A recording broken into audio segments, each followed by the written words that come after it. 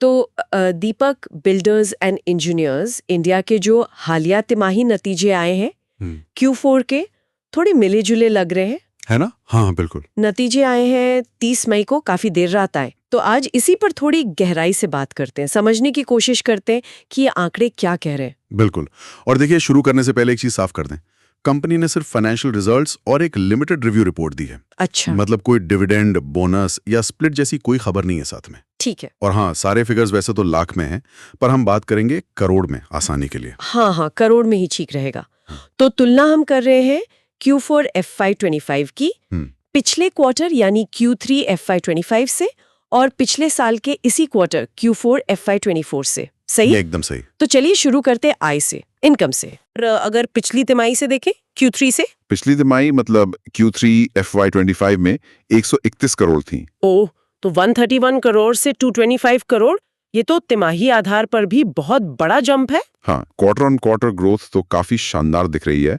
यहाँ तक तो कहानी बहुत अच्छी है। लेकिन मुझे लग रहा है एक लेकिन आने वाला है। हाँ बिल्कुल। कहानी का दूसरा पहलू है खर्चे, एक्सपेंसेस। अच्छा, अब देखिए, पिछले साल इसी क्वार्टर में खर्चे थे 145 करोड़, ठीक है। और इस बार वो बढ़कर हो गए हैं 209 करोड़। 145 से 209 करोड़, मतलब सालाना खर्चे भी काफी बढ़ गए। हाँ, काफी बड़े हैं। और अब तिमाही वाला देखिए, पिछली तिमाही Q3 में खर्चे थे सिर्फ 110 करोड़। सिर्फ 110 करोड़, और इस बार 209। जी हाँ, 110 करोड़ से सीधे 209 करोड़, मतलब क्वार्टर ऑन क्वार्टर खर्चे लगभग दुगने हो गए। अरे, इतना ज्यादा! आय तो उतनी नहीं बड़ी तिमाही में, पर खर्चे दुगने। पर अंदाजा यही है कि या तो मटेरियल कॉस्ट बढ़ी है या फिर कोई बड़े प्रोजेक्ट्स की कॉस्ट इस क्वार्टर में आई है। पर हाँ, ये खर्चों का बढ़ना ही मुनाफे को नीचे ले आया होगा। बिल्कुल सही पकड़ा आपने। अब आते हैं नेट प्रॉफिट पर, शुद्ध लाभ। पिछले साल Q4 FY24 में कंपनी ने 33 करोड़ का प्रॉफिट कमाया था। 33 करोड़, ठीक है। और इस बार Q4 FY25 में ये घटकर रह गया है सिर्फ 11 करोड़। क्या? 33 करोड़ से सीधा 11 करोड़? ये तो बहुत बड़ी गिरावट है, करीब 67% कम हो गया साल दर साल। हाँ, बहुत शार्प गिरावट है।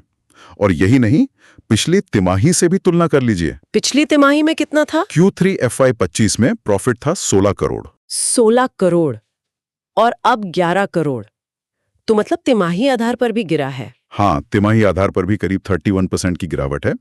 तो प्रॉफिट के मामले में चाहे सालाना देखें या तिमाही, दोनों तरफ से कमजोरी है। और जाहिर सी बात है, जब प्रॉफिट इतना गिरेगा तो EPS यानी अर्निंग पर शेयर पर तो असर पड़ेगा ही। बिल्कुल। EPS का आंकड़ा भी देख लेते हैं। पिछले साल Q4 में EPS था 9.43 रुपीस, जो इस बार घट के रह गया है 2.40 रुपीस। ओह, 9.43 से 2.40। हाँ, और पिछली तिमाही Q3 में EPS था 3.74 रुपीस, और वो भी घटकर 2.40 हो गया। जी। तो EPS में भी सालाना और तिमाही दोनों लेवल पर बड़ी गिरावट आई है। ये तो निवेशकों के लिए थोड़ी चिंता की बात हो सकती है। अच्छा, अगर पूरे साल का देखें तो फाइनेंशियल ईयर 2025 का, क्या वहां भी यही ट्रेंड है?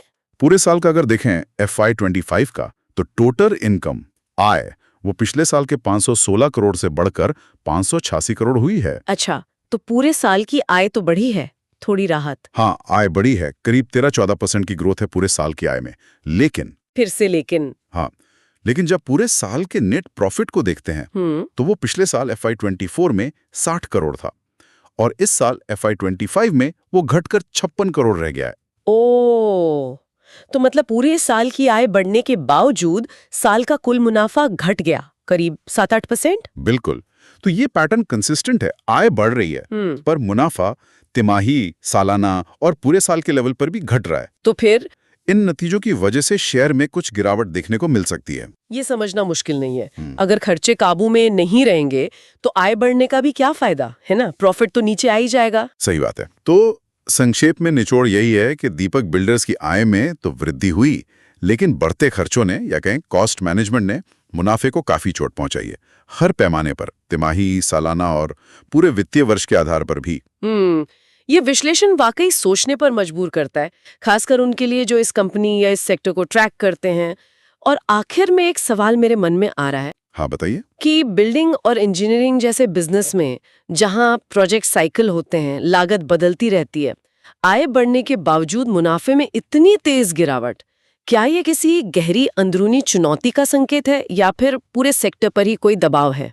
ये एक सोचने वाली बात है। बिल्कुल, ये एक बहुत वैलिड पॉइंट है। सिर्फ आंकड़ों के पीछे की कहानी क्या है, ये समझना जरूरी होगा आगे। Thanks Alina and Gautam for your information. अगर आपको हमारे एक्सपर्ट की एडवाइस सही लगी तो वीडियो को लाइक एंड शेयर कर दीजिए, साथ ही साथ चैनल को दोस्तों सब्सक्राइब